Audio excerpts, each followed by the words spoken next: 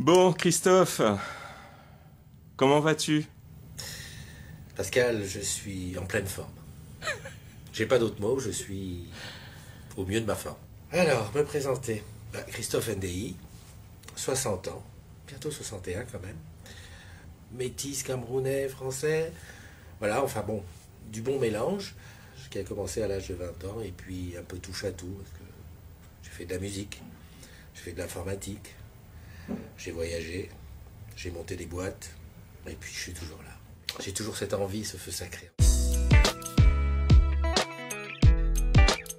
Très simplement, j'avais quitté Nice pour rejoindre Paris au siège Olivier de Serres comme soutien informatique dans une station micro. C'était la première fois qu'on voyait ça chez Orange. Et j'avais deux alternants qui étaient très efficaces. Et à un moment donné, une fois qu'ils étaient bien formés, ils faisaient le boulot.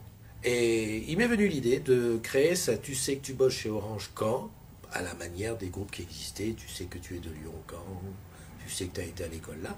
Et j'ai tout simplement invité une trentaine de collègues que j'ai retrouvés sur Facebook en tapant le nom à Pintiancy. Et donc l'idée au départ, c'était vraiment de retrouver les gens, de boire des coups, puis se tenir au courant de qu'est-ce qu'on était devenu. C'est parti de là. C'est quoi la nouvelle formule là, avec le camping-car? Alors déjà, on ne va pas dire camping-car, parce que depuis que je suis dans ce monde de digital nomadisme, on fait une séparation entre les camping-cars, les vannes et les fourgons. Moi, c'est un fourgon aménagé, et je me suis dit, le moment est venu d'aller vraiment à la rencontre des agrumes, des collègues, et de joindre l'utile à l'agréable. C'est mon ADN d'être toujours sur la route. Rencontrer les collègues, voir des paysages, connaître la France. Je connais certains coins où j'ai résidé, je connais très bien la région niçoise, ou encore la région parisienne, mais il y a plein d'endroits que j'ai découverts, la Dordogne, les Cévennes, les Alpes. Une envie de minimalisme, de passer d'un appartement où on a plein de choses, où on entasse, à 6 mètres carrés dans un camion. Je me rends compte que ça suffit. Et je sors des choses du camion parce que je me dis, si c'est là depuis 6 mois que je ne l'ai pas touché, je ne vais pas en avoir besoin.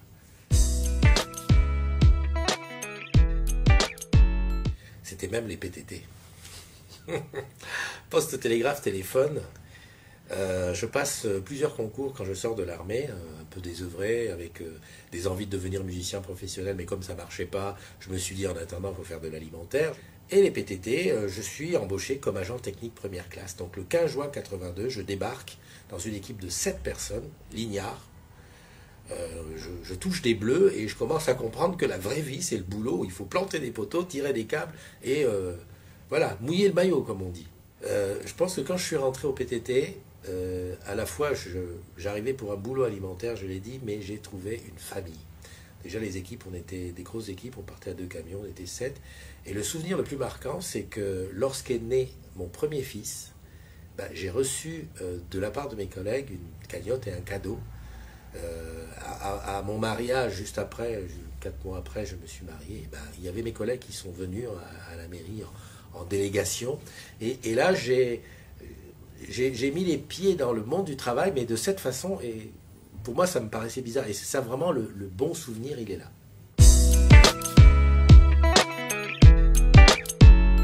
Gilles, qui à une époque m'a ouvert le chemin vers l'entrepreneuriat.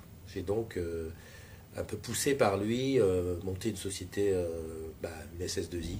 J'ai pu, pendant ces moments, aller voir ailleurs comment c'était en dehors d'Orange. Ça m'a donné une bonne impulsion de voir ce côté entrepreneurial, travailler pour soi. Alors une autre personne, je dirais que c'est assez récemment, même si la CDZ, la communauté des agrumes, ça a déjà 8 ans, le temps passe.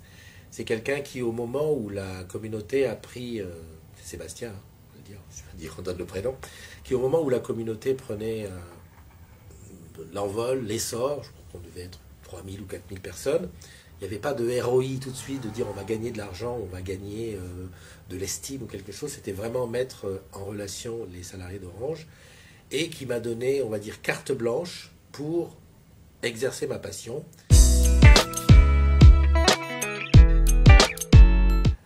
Ce sont mes enfants. Alors, comme on dit que je suis assez prolixe sur ma vie privée, c'est une notoriété commune que j'ai beaucoup d'enfants. J'ai 3 garçons, 5 filles. Et je pense que c'est c'est la chose dont je suis le plus fier. C'est ce truc, avoir ce noyau, même si les enfants grandissent et puis chacun prend son chemin, de dire quelque part, en rigolant, je me disais peut-être qu'un jour, plus tard, le président de la République française s'appellera NDI. En fait, j'ai semé les graines.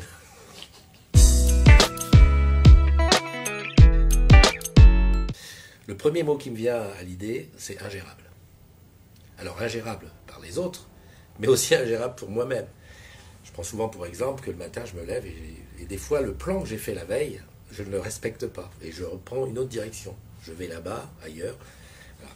Ouais, cigale. C'est-à-dire que je ne pense pas à faire des économies, je ne pense pas à demain. Je vis aujourd'hui et ça m'a valu parfois de me retrouver dans la mouise parce que on est dans une société où il faut penser à demain et j'arrive pas à penser à demain. Je suis très impulsif. D'ailleurs, je remercie les paniers qu'on peut mettre de côté sur Amazon parce que ça me permet de temporiser. Sinon, voilà, c'est égoïste.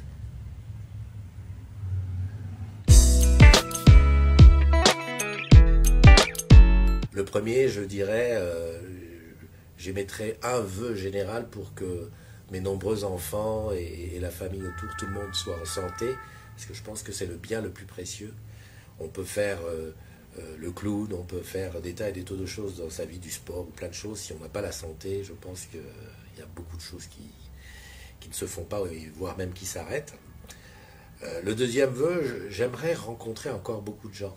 Je me dis qu'il faut que j'en rencontre encore beaucoup des gens, parce que, en fait, ne pas se souvenir avec précision, ça veut dire qu'en fait, on n'a pas eu le temps d'approfondir. Donc, plus on se rencontre, plus on se voit.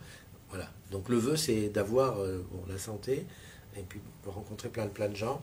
Et puis, en troisième vœu, je dirais, si je pouvais être immortel.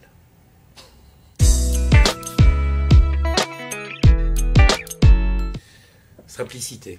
En rencontrant SR ou Stéphane, ça dépend de qui l'appelle, j'ai senti en lui quelqu'un d'accessible, de très, très facile d'abord.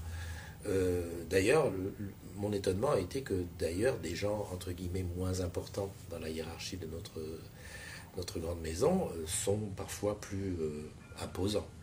Là, alors accessible, mais quelqu'un qui a une vraie clairvoyance et surtout dans sa façon d'analyser et de parler, je me dis il n'y a pas que l'école qui t'emmène à ces positions-là, il y a aussi de grandes qualités humaines et intellectuelles, bien sûr.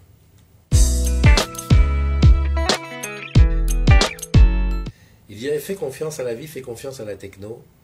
Les choses que tu penses aujourd'hui ne seront peut-être pas celles que tu vivras. Et si tu avais une baguette magique, essaye de naître dans 50 ans.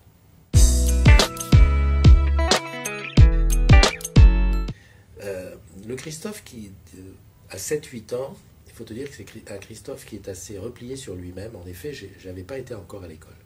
J'habitais au Cameroun avec mes parents. Et ma maman, ne voulant pas que je fréquente les écoles du Cameroun, m'a fait des cours par correspondance. Donc il faut bien se dire que tout ce qu'on fait, cours préparatoires, maternelle, CE1, CE2, tout ça, je l'ai fait à la maison avec ma mère. Alors évidemment, j'ai appris beaucoup de choses sur l'école. Calcul, géographie, histoire. Par contre, je n'étais pas préparé à rencontrer les autres. Et si ce petit Christophe l'a rencontré, le Christophe d'aujourd'hui, qui donne l'impression de connaître beaucoup de gens, d'aller au-devant des uns et des autres, je pense qu'il serait admiratif et qu'il lui demanderait comment on fait pour faire ça? Comment tu fais pour aller à la rencontre des autres, connaître tant de gens, devenir le roi du selfie et du self-boy? Comment tu fais? Vu que j'étais un timide, mais un timide maladif, c'est que je me suis posé des défis, ne serait-ce que dire, je vais rentrer dans une boulangerie pour demander un croissant, ou je vais m'asseoir à un café pour demander un café. Et encore aujourd'hui, j'ai 60 berges, il y a ce petit côté, il faut se donner la petite impulsion, sinon, en moi-même, j'ai envie de plutôt rester en retrait et pas trop me mettre en avant. Alors, parfois, je sais, j'en fais trop.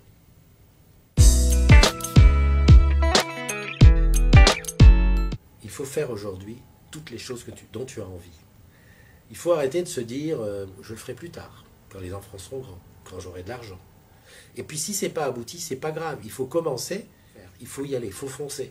Christophe, il me reste plus qu'à te remercier. C'était bien, je trouve que je parle beaucoup. Il y a peut-être à faire un bêtisier pour mon départ à la retraite dans une quinzaine d'années.